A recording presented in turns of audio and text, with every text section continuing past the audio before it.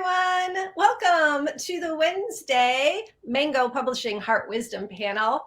I'm so excited to be back with you. And oh my gosh, do we have an amazing, powerful topic today, how to make a difference in the world. And in just a minute, I'm going to have Dawna and Alex and Brenda do some introductions. But first I should say I'm Sherry Richert Belul, and I'm author of Say It Now, 33 Creative Ways to Say I Love You to the Most Important People in Your Life. And I want to share some really powerful questions from both Dawna and Alex's books in order to just sort of set the stage for us today for some of the many places that we could possibly be going with our conversation. So in Alex's book, the answer is you. She poses these questions. How do you live a life full of genuinely positive social and environmental impact? How do you play your part to bend the arc of humanity toward justice? How do you move the needle, at least a little, to change systems that have created a world still rife with exploitation, extraction, and oppression for too many? So big questions that we're going to answer them all today, maybe. And Dawna, in her beautiful book, Living a Loved Life, which we've had the pleasure of talking about on some previous panels, she asks, how do I find a way to live a life I can love? And how do I make it possible for those who will come after me to do the same? What do I need to remember, as in remember, to bring together all that has been torn in two? How do I recollect the wisdom earned through my own and others' challenges? And what is the most effective way to pass it on?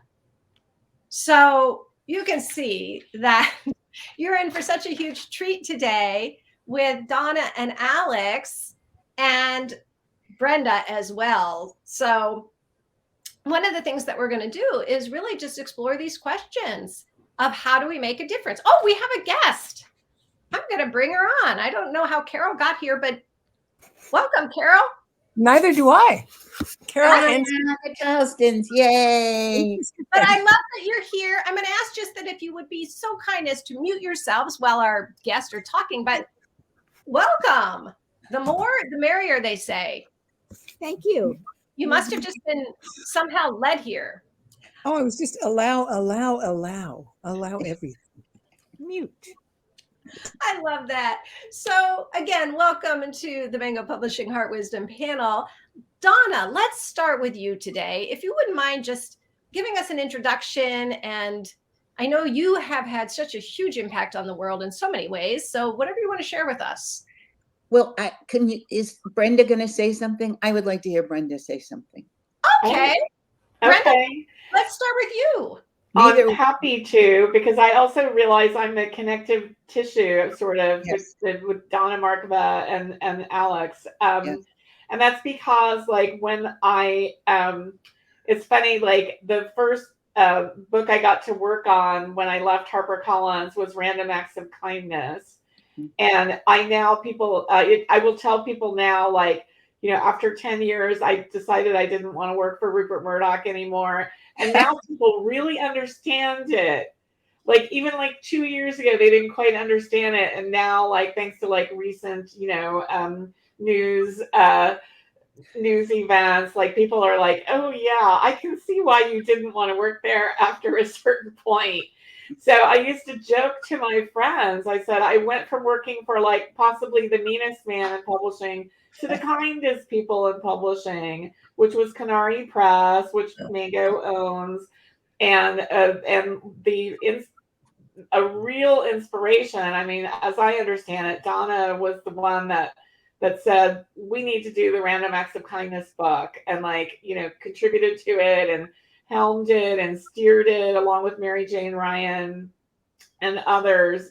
And I was just so moved and truly inspired to be working, like, you know, to making it a better world, a kinder world, little acts of kindness, some deliberate acts of kindness, like all of that. I was just bathing in it and loving it so much after working for a multinational corporation run by you know who.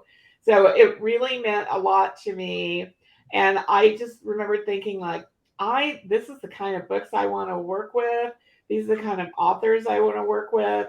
And so I've carried that forward until like a couple of years ago when Alex's The Answer Is You was proposed to me. And I was like, oh, heck yes. Because I do believe that like really, purposeful, like living in a very, very purposeful way, like how can you give back? What is your social impact? Like ultimately, what does your life mean? It's not about accumulating things and money or whatever. It's like, how much love did you give into the world? What did you do for others? Like that's what it's all about. So that's why, these two thinkers, writers, women are like so important to me. Is because they're telling you how, they're reminding you, they're inspiring you, and they're giving like also practical ideas on how to do it along with story, because oftentimes we're most inspired by story. That's why I'm here. She's the midwife. Yes. She's the midwife. And also, Brenda, I would just like to take a moment to also thank you for all of your own personal contributions toward making a difference in the world. I know that you're a midwife for so many others and on your own as well. So thank you. Thank you. Yes. So Dawna, back to you. While we still have me before, I'm in the middle of a storm and we've twice lost all of our power in the last 15 minutes. So while you got me, it's very sweet. I read your book, Alex, when Brenda asked if I would do this. And I have learned to ask, who is this person I'm going to do this with? Because I've done a lot of it. It hasn't always been wonderful.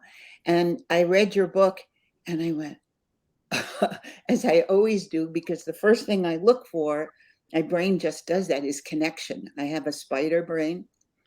And the first thing I read was that you went to MIT, and I worked at MIT. And you have grandparents who came to this country in 1920 from Russia. My grandmother was a midwife, and she came to this country in 1900 from Russia. So there are many, many web-like connections. And therefore, what happens to me on the web when I shake it happens to you, and what happens to you on the web when you shake it happens to me. But there's also differences, and some of the differences are that I also said, I have to be truthful, I said to Brenda and to Sherry, social action, I don't think I do that. I don't know what that is. Why do you want the two of us on this call together? And then I realized that I have a poster hanging on the other wall. My great aunt was a woman named Emma Goldman. Most of you might not know who Emma Goldman was. Some of you do. But Emma Goldman she looked a lot like I look, and she was a anarchist, and she was known for being an anarchist. And could we ever use her now? And she was famous for saying, I will dance at my revolution, and I will dance at our revolution. And so the difficulty growing up was that as I was growing up, I grew up during what was called the McCarthy hearings. And anybody who was communist was thrown out of their job, or Emma Goldman was sent to Russia for being a Marxist, which she actually wasn't. So, and I would watch them on television with my father, who was terrified that it would happen to us, and my mother, who was terrified because I looked like Emma Goldman.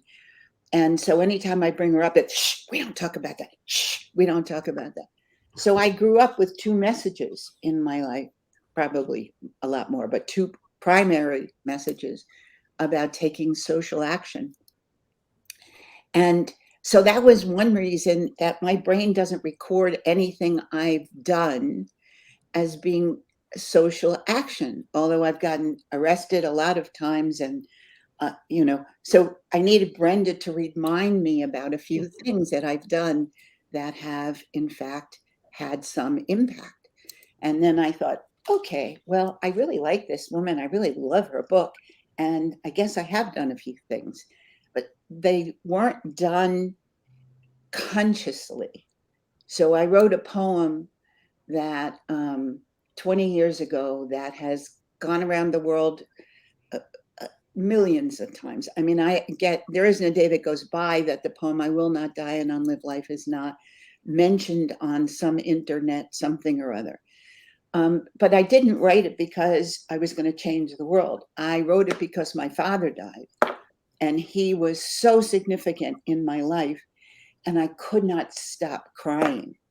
So I had to turn those waves of tears to ink, and the poem came out. It probably was the 5th poem I had ever written in my life, and the first one was when I was 4 or something. I mean, I didn't write poetry, but that poem had its own ripple and its own power.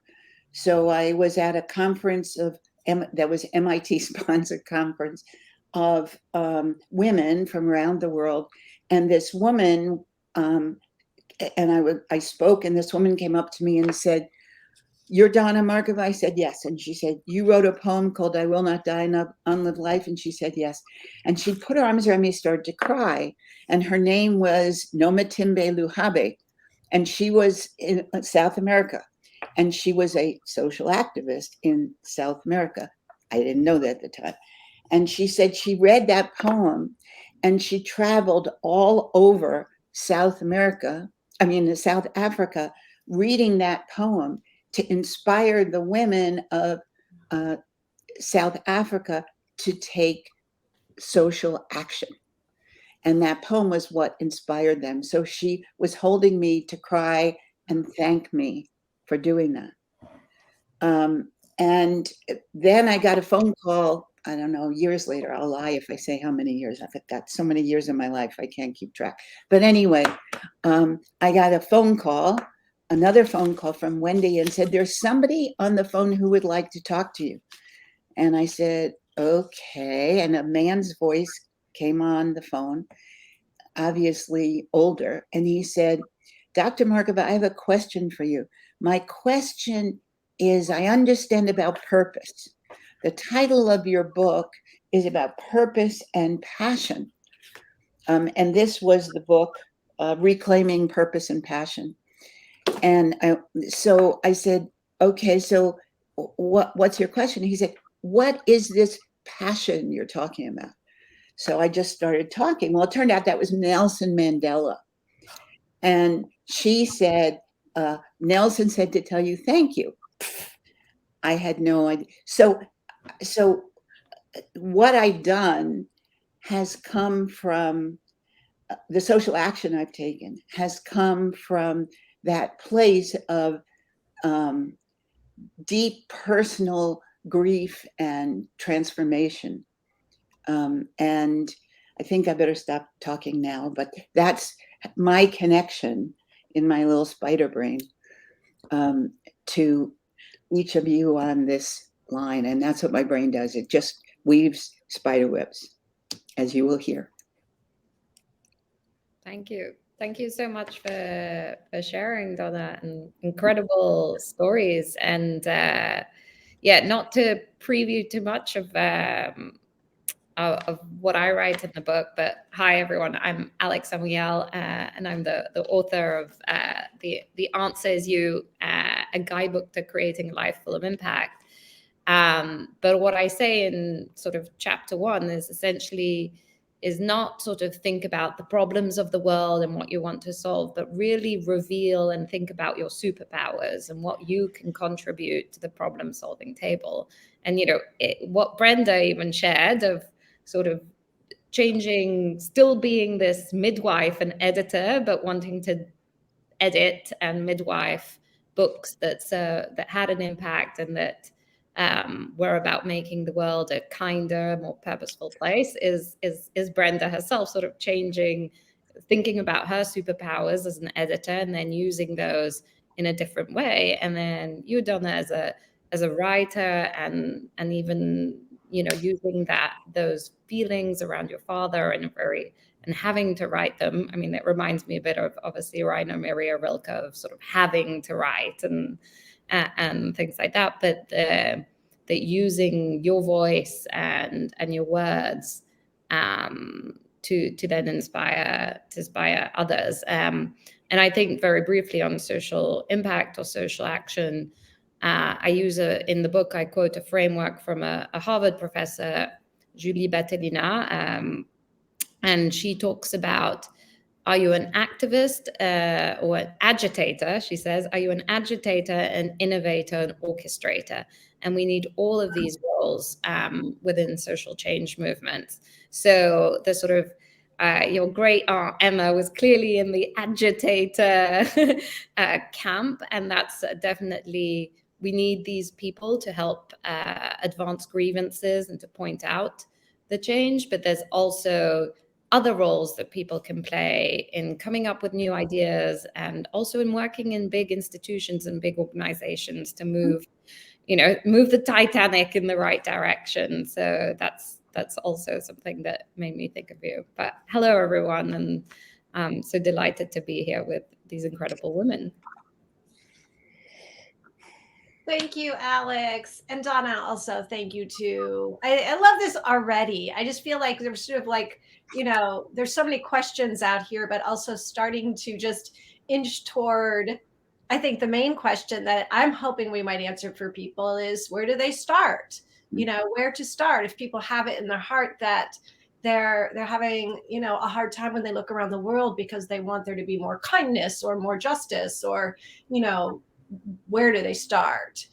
And so before we get too much into answering any of these questions, Dawna, I'm wondering, did you happen to bring that poem that you mentioned, or did you want to read something else to us? No, fortunately, I put it on the back cover of the book because otherwise, whenever I tried to do an interview, I memorized it. It's my daily mantra. It's how I begin every day, by asking myself 3 questions.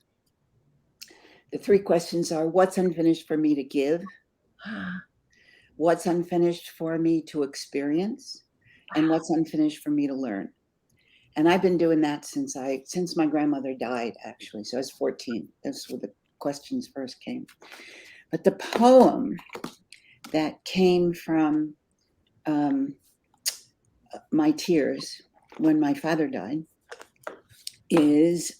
begins, I will not die an unlived life. I will not live in fear of falling or catching fire. I choose to inhabit my days, to allow my living to open me, to make me less afraid, more accessible, to loosen my heart until it becomes a wing, a torch, a promise. I choose to risk my significance, to live so that which came to me as seed goes on to the next as blossom, and that which came to me as blossom goes on as fruit.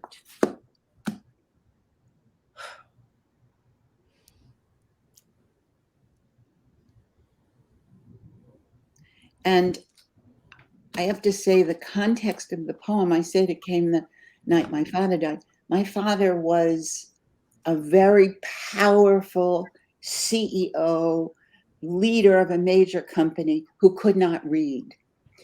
He was illiterate, and he came from a very poor Russian immigrant family. And I think I was born reading. I don't know. I started reading my umbilical cord probably. But anyway, so I would read for him secretly in his office, wherever his office was, or at home. And he had total auditory recall. So he memorized everything I said. And the next morning at his meetings, he would, I read the New York Times, the Wall Street Journal, all of it.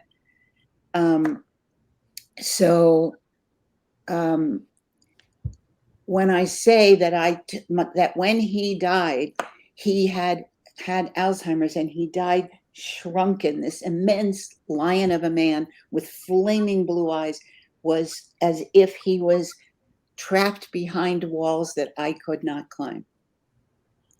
And so my grief was extensive, but it was fierce. It was like, I'm not going to die with a shrug. And I've had cancer 8 times in my life. I'm 80, almost 1 years old.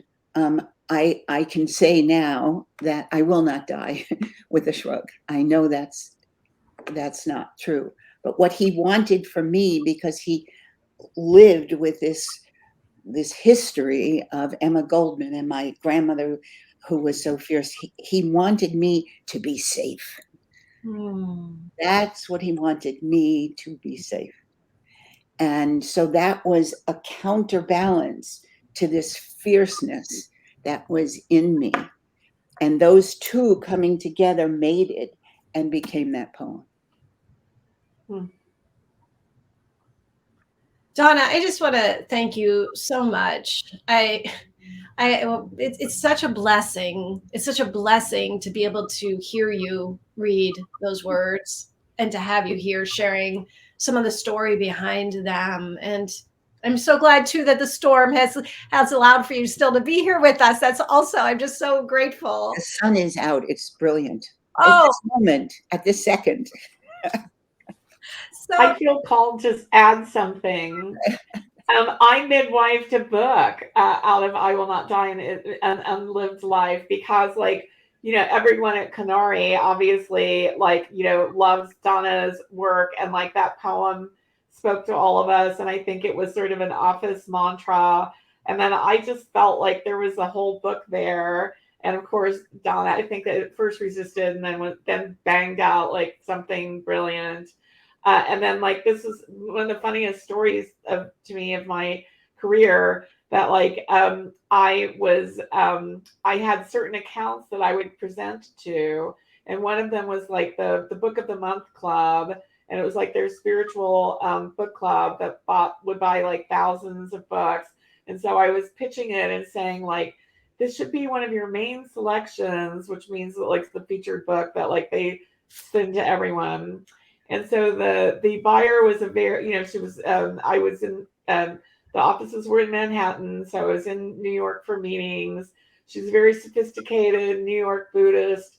She was like, sure, I'll take a look at it. If you say it's so magnificent, I'll take it. I'll give it some time. She was very good at saying no. She had very good boundaries. And so then she said, I'm going to the Hamptons, she said, for a week. So I'll take it along and read some of it while I'm on vacation. She came back from vacation. She followed up with me to say that she would pick it up as a main selection for the Book of the Month Club. And then she said, and I'm quitting my job. I read the book in the Hamptons. I realized I need to change my life radically. And I was like, oh my God, I was amazed by that. I barely knew what to do with that. I knew it was significant. And actually, several people that I've gifted the book to, or that I know read I Will Not Die in Unlived Life, read that book, folded down the cover, put it down, and then realized they had to change their life because they realized they were living the unlived life. And they had to fix it. Wow. So to the answer, I guess, Brenda, when do books change people's lives? And have you been, the answer is a resounding yes. So, wow. Beautiful. I love that. Thank you for jumping in with that, Brenda. This is one of the things I was telling Alex this yesterday, that I just love the unfolding of these hours with everyone, because you just don't know what's gonna just like Dawna said. I love that, the beautiful webs that get created. So Alex, I know that you also brought us something to read, and then I think some magic's gonna happen after you do so. We're gonna start connecting some dots for everyone. So would you like to share what you brought us? Yeah, absolutely. And, it's not poetry. These words, thank you so much, Donna, for sharing your words. They're really significant. But I do think in the book, I sort of give my own advice, but I also tell the stories of 21 change makers and activists and social entrepreneurs from all around the world, from Brazil to Nigeria to the Navajo Nation, many different places, because the stories of how and why they got started and how they ended up where they ended up are really incredible. But I probably hadn't made this connection until this moment, but I would say everybody I tell the story of definitely has not lived an unlived life. They at some point were faced with a decision to get into living their life of purpose or to looking away. And they obviously, I tell those stories of the people who chose to really step up. So I chose this one as I think a good introduction story. And it's about Clara and her father, Carlos. In the book, I sort of refer to it as giving a voice to those who can't speak. So there we are. Clara Pereira was born with cerebral palsy in Recife, Brazil in 2007. For her father, software engineer Carlos Pereira, that was the beginning of their joint mission. When baby Clara finally emerged, Carlos could see right away that something was wrong.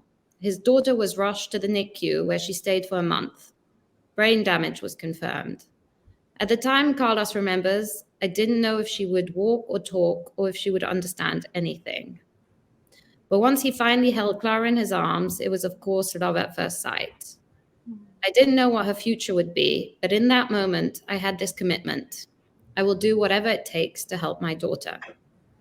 In that moment, Carlos not only fell in love with his daughter, but also with his purpose. He found information online about a stem cell treatment that might help Clara, but it cost $40,000, and he only had $30 in his bank account. Carlos made a YouTube video that attracted 200,000 views.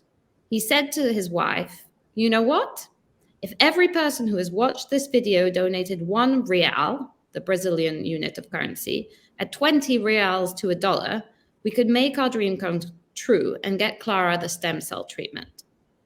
Next, Carlos created a website called 1 Real for 1 Dream, asking people to donate so he could raise the whole $40,000. And they did. Clara was the first Brazilian to receive the stem cell treatment. She was all over the TV stations and the papers. And Carlos remembers it, you couldn't hide from my daughter. Some foreign investors who had opened a rehab center in Europe took notice. They asked, Carlos, we saw what you're doing for your daughter in Brazil. Do you think it would be a good idea to open a rehab center there? Carlos convinced them that his hometown of Recife was the best place for such a center. After meeting only twice with the investors, they agreed to make a large investment and to send over 2 tons of medical equipment. Carlos quit his job and renovated a huge space so the local community could have a top-notch facility for people with disabilities. He hired a speech therapist, an occupational therapist, and other professionals. Clara was among the center's first clients. And I can go on, but really I think what Carlos's story generally is about is obviously being faced with the problem and the issue of his own daughter as disease, and then really sort of taking that and obviously sort of trying to solve the problem for her, but in the process, solving the problem for many other people who are nonverbal. And his startup, Livox, is basically helping people who also have ALS, which Stephen Hawking had, and other people in being able to learn and communicate through tablet-based software. It's really fantastic. Thank you, Alex. Thank you. Yeah, I love that. And I love all of the stories. You said there are 21, I think, is that what you said? 21 stories in your book. That it's so inspiring. And I want to take us back now. I mean, I've loved this, like just getting a chance to hear some of each of your own stories and your work and hear from Brenda. And I'm guessing that there are, again, many, many people who are looking out at the world and seeing so much heartbreak and grief and injustice and violence and saying out loud, what can I do? What can I do? And so can't we just start there just to see? I'd love to hear from all three of you. Like, where do people start with that question of what can I do? Well, this just came in my mind as I was looking at my fingers, so I'll name it. And also because one of the other things that I did, I totally forgot when I said, well, how can I be on the podcast, whatever this is, with the social activists? I haven't ever done anything that's social action. And Brenda said, what about random acts of kindness? And I said, oh, yeah. Oh, right. Oh, because I don't consider that mine. And it didn't come from any of my traumas in my life. But let me go back for a minute. My Russian grandmother, who came before your Russian grandmother came, she's a remarkable woman. I'm not going to tell all my grandmother's stories, Dawna. No. Okay. So the way other grandmothers would go like this and squeeze their kids' cheeks, that's not what my grandmother did. She was 4'10", 4'11", grandma. Okay. She was 4 foot, tiny. She had 14 children, 8 in this country. My father was the youngest boy. The girl, the shortest, no, the average girl's height was 5'11". They were giants. My father could easily palm a basketball. They were huge. Okay. And so, but my grandmother she was tiny, but she taught me for some reason. I was the one that she passed on her wisdom. And the way that she would greet me was not like American grandmothers. She would kiss every fingertip, but she would study them. And when she did it, she would say in this mixed up language that nobody could speak, was a mixture of Yiddish and Russian and who knows what else. She would say, the moment you were born, life made a promise to the world. And I'd go, what, Grandma? What was the promise? These prove it. Never before and never in the history of all humankind has there been another such as you. These prove it. And I said, but what was it, Grandma? She said, that's your job, is to figure out what it was. And so I said, well, how? And she would say, again, in this polyglot, so I'm sorry, Grandma, I can't quote you exactly. She'd say, that's the mystery of life that you are meant to follow and to find out. What was the promise life made to the world the moment you were born? And years later, I studied with an amazing man named Milton Erickson. And I'm not going to do my Milton stories, but he made me actually memorize my fingerprints. He never told me why, but it was the same message. And from both of them, the sense that I had was that instead of linearly trying to figure out what is it, what is the message, what is it I'm supposed to do, that I had to search for, where is my passion? I mean, the random acts of kindness came from that. I heard a woman read a poem, and that poem led me to go home and go, well, there's this neighbor who's been really sad and crying. I can just leave this little piece of muffin on her doorstep. And then I would sit and watch secretly for her face. I still do that. I still go to stores and pay people's. So, but I don't think of it as social action. I just think of it as my antidepressant.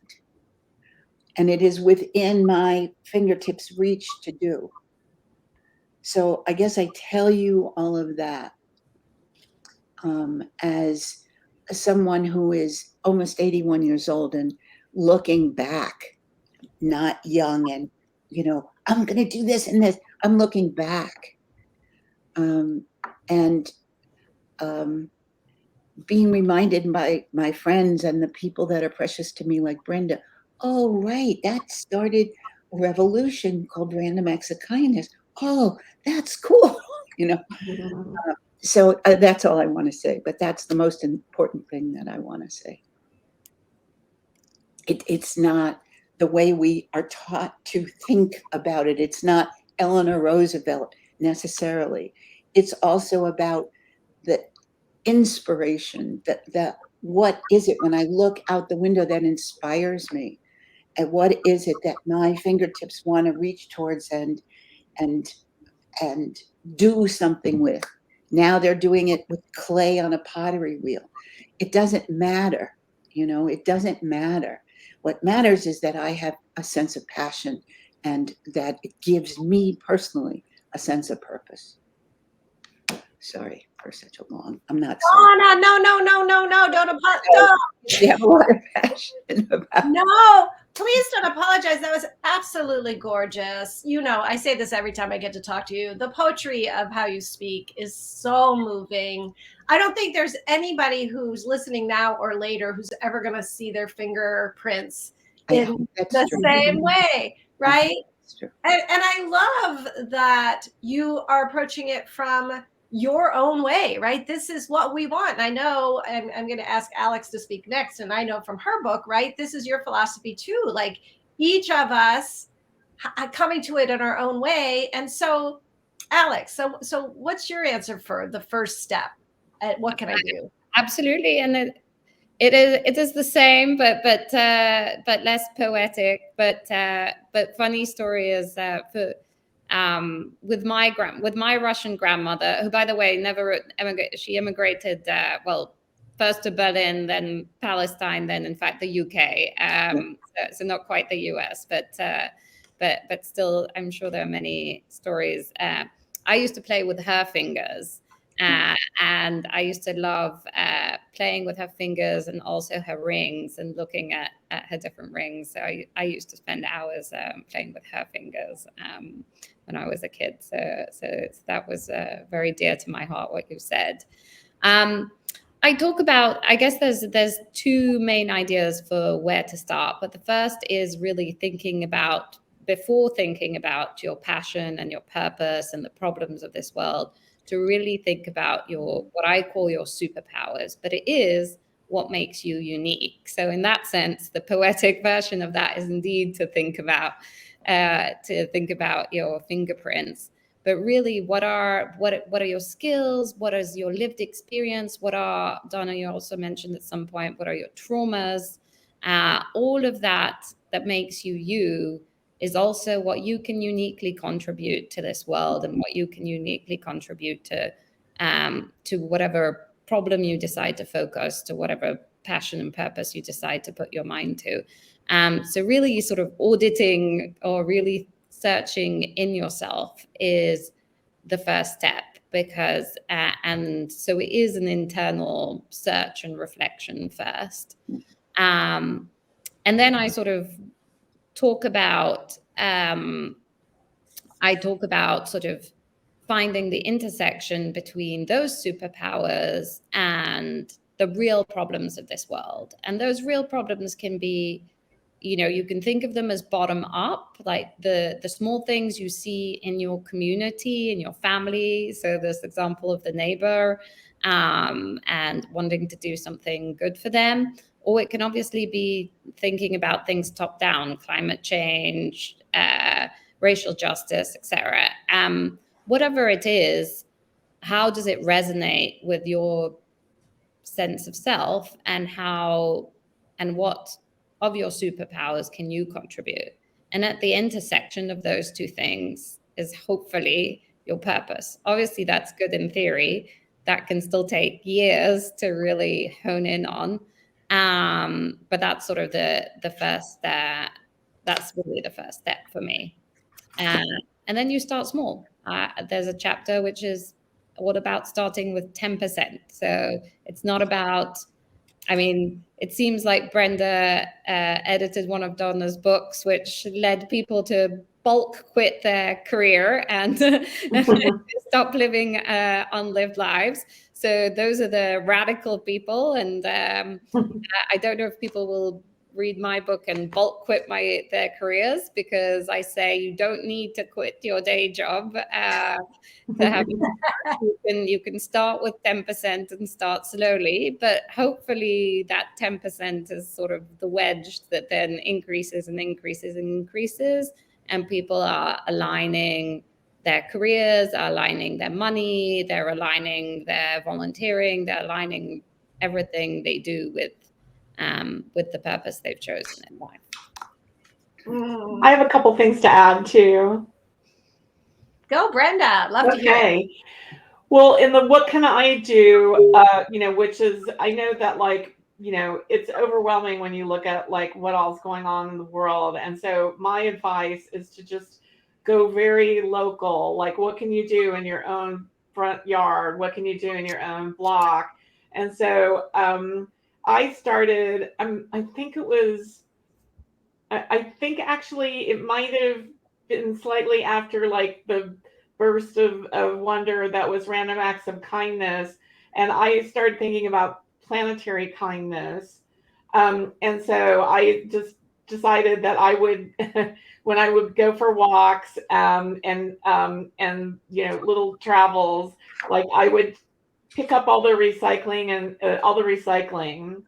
So like I have a recycling bag, and I pick up recycling and I take it home and I make sure it's responsibly dealt with. And a couple of my girlfriends are like very stylish, sophisticates, and like at first they were like, "Oh my God, what are you doing?" Like, because it's kind of embarrassing. And I said, the planet's not going to go down, not on my watch. I said, this is my service to the planet. And it is. And I have to say that like when, COVID like started, descending upon us like in early 2020, like I was literally like, oh my God, am I going to be able to still do this? And so I just got like bags of like cheap gloves, like, the cotton gloves, like 10 for like $2 or whatever. And like, I would use those and then I would compost them. And then my only other like little like advice of what can I do now is like, shop with your heart, shop locally. You don't need to go to like a big, box to buy your stuff. Like, just be a little more thoughtful and go to your own neighbors. Like, shop with your own neighbors because you're contributing to your own neighborhood. So just what can you do really locally to help? I love that. I love that. The idea that we can just simply, and I think it is a simple thing in a way, to look around to see where our heart is calling us, right? Because I think, and we've talked about this so many times on so many panels about, first of all, just giving ourselves permission to stop and to actually take a deep breath in order to feel whatever we're feeling and to be able to hear what is calling to us. And then what I hear from all of you, and you're three such very different people who are impacting the planet in such huge ways, in such different ways, and that it's like to be able to allow ourselves that permission to take one small action. And I know for myself, and you guys know this from my own story, it's like one tiny action can change a lifetime, right? Because it compounds and compounds and compounds. And so I love that idea of number one, just one tiny thing that we can do, for our family or our neighbors or our community. Yeah. I feel compelled to ask, because we're so lucky to have some guests who just landed here. I don't even know how they did, but I'm so happy they did. I just want to ask, did you want to jump in? I only see one named Carol, and I know we have two. I don't know if you're both Carol, but would one of you want to just jump in the conversation? I'm loving the conversation. I am Carol's sister, Peggy. Peggy? And just for some context for you, I started studying with Dawna in 1984. And still learning from her to this day. And bringing what I learned from her, digesting it, integrating it, and it's coming out in my way. And I think that's what we do with our teachers, and that's how we can honor them, is to name them when we pass their wisdom on. And and I'm sure all of you right here, all four of you and Ellen and Peter, can acknowledge that we've had amazing teachers that have inspired us and taught us, and that we've taken their wisdom and made it our own and found a way to make it our own. And I think that's how we also make a difference. That's how we can also make a difference. Oh, that was beautiful. It's Peggy, right? Peggy? Yeah. Yeah. Peggy, that was so beautiful. I love that. I really do. I appreciate that so much, right? Because especially on a panel like this, where we are book lovers, right? Especially book lovers by people who we do consider teachers, right? You know, many of the Mango books, they may be entertaining on some level, but they're teaching us, they're guiding us, they're leading us. And so what a beautiful thing to say that, right? To integrate what we're learning and to give it back to the world. It's beautiful. I'm glad you're here. I'm glad you're on video. It's fun to see you. I want to just say, because this is dropping in for me right now, that our presence, our joyful presence especially, or our mindful presence, I think is another great way to make a difference in the world. Being here, and Brenda and I have talked about this so many times, that whoever shows up on these panels, including our featured authors, makes such a huge difference, right? Because we're bringing such presence and heart and compassion. And I like to think that, even if someone's just passing by quickly and they see your faces, that they're uplifted, right? That they feel, I think something gets transferred, which is this love and joy. Sounds a little woo, but I really do believe that. And I think showing up the way that all of you, including Peter and Ellen, whom we can't see, but we feel your energy, it's a way to change the world and make a difference. I want to share something. It stays in my mind, like something in that web, that spider web that I love staring at in the morning. We have a lot of big, huge spider webs here. Anyway, it's a gesture that Alex, you kept making the whole time you were talking. And this was the gesture. Am I doing it so you can see it all? That was the gesture. It was beautiful. It was like you weren't conscious of it. But that's, I think, what we're all saying. Nothing that I've done that created a ripple was part of my day job. This arc that Alex made, I could call wonder. I could call, and wonder to me is not the same as curiosity. I've been curious about a lot of things, but there's something different about wonder. And I was trained as a neuroscientist, and the brain does something very different when it wonders than just when it's curious about something. And wonder has this sense of duh in it, where your brain can let go of the small, limited ways you thought about yourself, who you are and what you could do. Yeah. And it just goes, what if? Those two words, what if? So the end of this book called Living Unloved Life there are a whole bunch of questions that are meant to evoke social action and create wonder. And I'm just going to name a couple of them and then stop talking, okay? Okay. What has made you feel fully alive? Who has blessed your future? When in your entire life have you taken a great personal risk that has moved you forward? How have you related effectively to things you can't control? So that's all. There's 20 of them. And that's what I want to share right now. They're in the back of this book. Can you tell I've used it a lot? Called Living a Loved Life, Awakening Wisdom Through Stories of Inspiration, Challenge, and Possibility. So I love questions. So that's my... I love that, Dawna. And when you said you were going to read us questions, I was just dropped in. We probably all heard, I don't know who to attribute it to, but whoever said the quality of our life is determined by the quality of the questions we ask.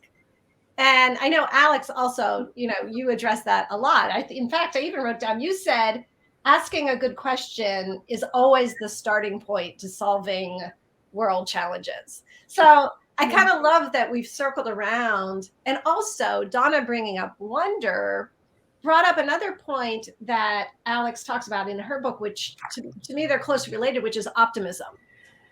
And so we still have a few moments. Alex, do you want to talk a little bit about, so whether it's wonder or positivity, whatever we call it, how does that impact social change?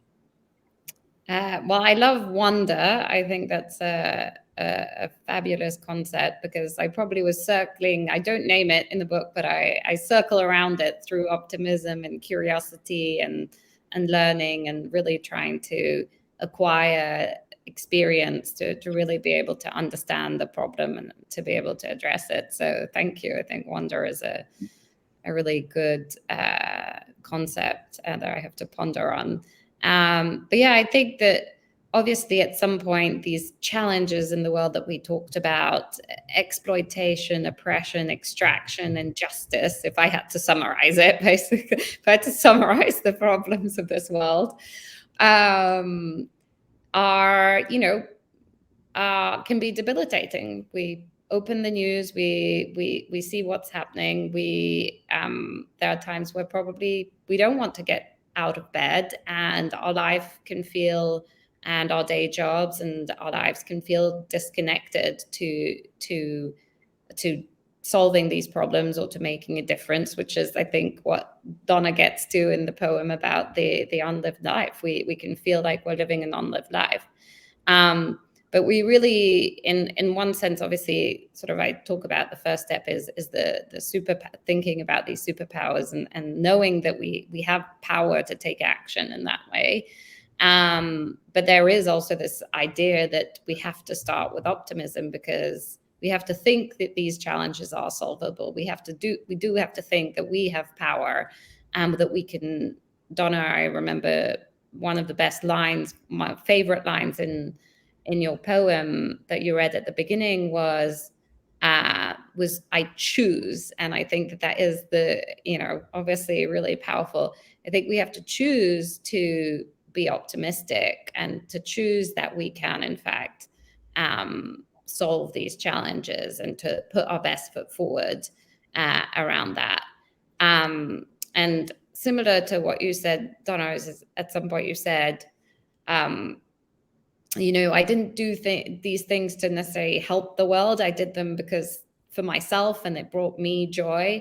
I think that's the same thing in all of. It's not to say being, and I don't think what you mean was being selfish or greed is good. That's not the point. But optimism and living a life full of purpose and making a difference in the world is the way to live, for me at least, to live a happy, prosperous, meaningful life. And it will, the more you give and the more you're able to to sort of use your superpowers to make good in the world, the more you'll feel content and you'll feel rewarded in that. And so, yeah, that's I think why optimism is obviously a key starting point. If not, you don't get out of bed, unfortunately. Mm-hmm. Yes. And just to add to that, Alex, it's my experience that when I see others, and again, this goes back to why I'm so grateful to people who show up here and share their wisdom and joy and heart, is that when I see others who feel optimistic, it lifts me, right? And then that lifting, I've got a little bit more energy in the next moment to hopefully, going back to what we said, to be able to see like, oh, this person looks like they're really suffering right now. Is there some small thing I could do? Or, oh, could I donate money here or volunteer there? That energy in my mind is so necessary in order to give. Brenda, what are you thinking about? Oh, you're muted. I was actually sitting here thinking that Ellen has something to share, and maybe I'm wrong, but I just was vibing on Ellen. Awesome. Well, thank you, Brenda. I do have something to share. First of all, I want to say heartfelt hello to Dawna, who was my teacher also from the 80s and still teaches me to this day, because everything I learned from her infused me. And hi to Carol and Peggy, who I studied with also. I would like to simply bring in this idea of presence as opposed to, I mean, not as opposed to, but another way of looking at optimism. Because what I found is that the more I am in my own body, in my own presence, in my own truth, whether it's a happy, sad, whatever, that allows another person to be there. And that in itself is incredibly healing in our current age, when people are so not present and not connected to themselves, congruent, coherent with themselves. So that is something that actually I'd say that it was Dawna who taught me that so strongly that it continues to this day, and I teach that myself. And so thank you, and thank you for being here. Oh, Ellen, thank you so much. Brenda, thank you for catching that beautiful vibe you caught so that we could hear what Ellen had to say. That was so important. Thank you, Ellen. We have just a couple moments left, 2 minutes actually. If anyone have anything that they feel like, oh, we need to say this before we go. I had a question, Dawna. What exactly was it that your grandmother said? Did she say like the day you were born was a promise to the world? Life made a promise. Thank you for that. Life made a promise to the world the moment you were born. Your job is to discover what that promise was. And given the way that my life has unfolded, given that I had cancer, I said 7 times, I don't know, it's actually 8 or 9 at this point.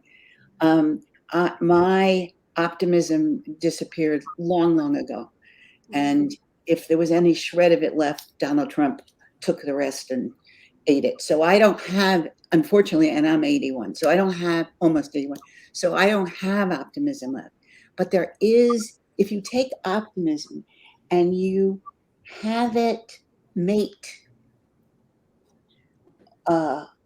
with your love of life, what you get is possibilism. And the question, what is it that I want to make possible, is one of the most powerful medicinal questions that I've ever asked myself. What is it that I want to make possible? And I've asked myself that question in the middle of torment and pain, and it has served me well. It has been a handhold to me from when I was on my knees. So that's what I would like to give to Alex, my fairy goddaughter. I've made you my fairy goddaughter, so you don't have to do anything to earn it. You are my fairy goddaughter. to Peter, who I can't see, to all of you, and to everybody else that will ever see or hear this. What is it that deep in you really want to make possible in this world?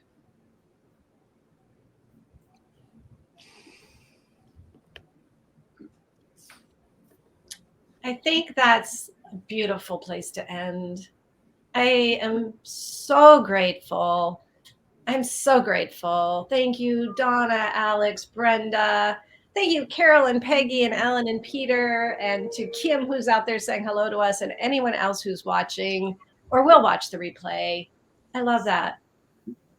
I have a song to sing you out with, if you would like that. Yes. Sing us out, Peggy. Bless you. Yes, it is actually a song by Karen Drucker. And it starts with breathing and taking it and owning it for you and yourself. So I'll sing it as I, and then we'll sing it to each other. You're more than welcome to join me. Sing it to each other, and then we'll make a we out of it. And it's a very short song. So own this as I sing it for yourself. I am the heart. I am the hands. I am the voice of spirit on earth. And who I am and all I do is a blessing in this world. You are the heart. You are the hands. You are the voice of spirit on earth. And all you do and who you are is a blessing to this world. We are the heart. We are the hands. We are the voices of spirit on earth. And who we are and all we do is a blessing in this world.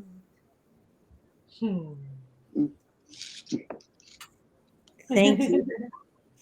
Thank you. Thank you all. Thank you all. We'll In see you. Hawaii, we say ahui ho, which means until our spirits touch. So ahui ho. Ahui ho. Ahui ho. Aloha. Thank you so Aloha. much, everyone.